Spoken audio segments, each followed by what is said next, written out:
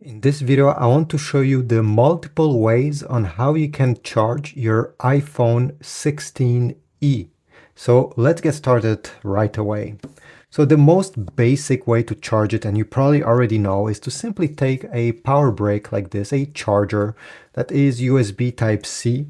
Take the power cable that came included in the box with your phone and simply connect one end over here, connect this one in your wall, and then plug it in the USB Type-C port on the bottom of your phone. And yes, it's charging, but there's many other ways on how this can be done. So another way is if you have another iPhone, this is an iPhone 16, you can take a USB to USB Type-C cable like this one, connect one end in the other iPhone and the other end in your iPhone 16e.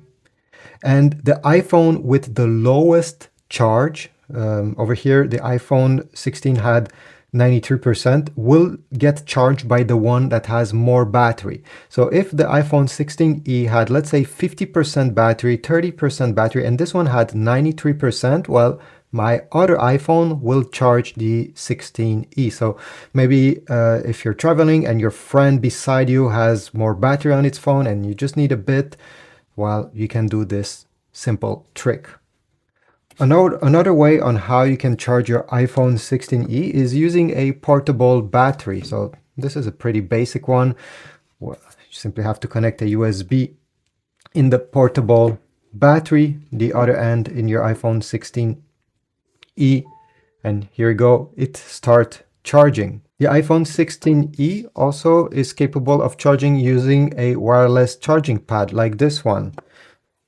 That's a pad that I got at IKEA, but I'll put link in the description if you want to get anything that I'm showing you right now. You need to connect it using a USB Type-C to a charger and then simply put your phone down on it and it starts charging. Now, you know, the 16e doesn't have a MagSafe, so it doesn't have a magnet over here. This is a magnet MagSafe charger that usually I'm using with my iPhone 16.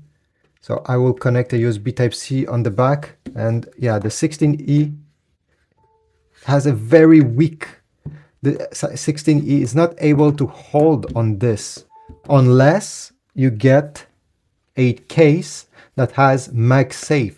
In that case, look at this, I'll put my 16e inside of this case.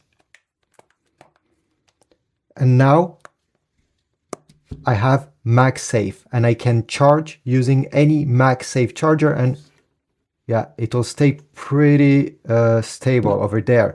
So you can add the MagSafe feature by purchasing a case that has MagSafe, which is pretty cool. But overall, this is it. These are many different ways on how you can charge an iPhone 16e. I didn't talk about, but you can also plug it in a laptop, a MacBook, or even a PC, or even to an iPad and charge it that way.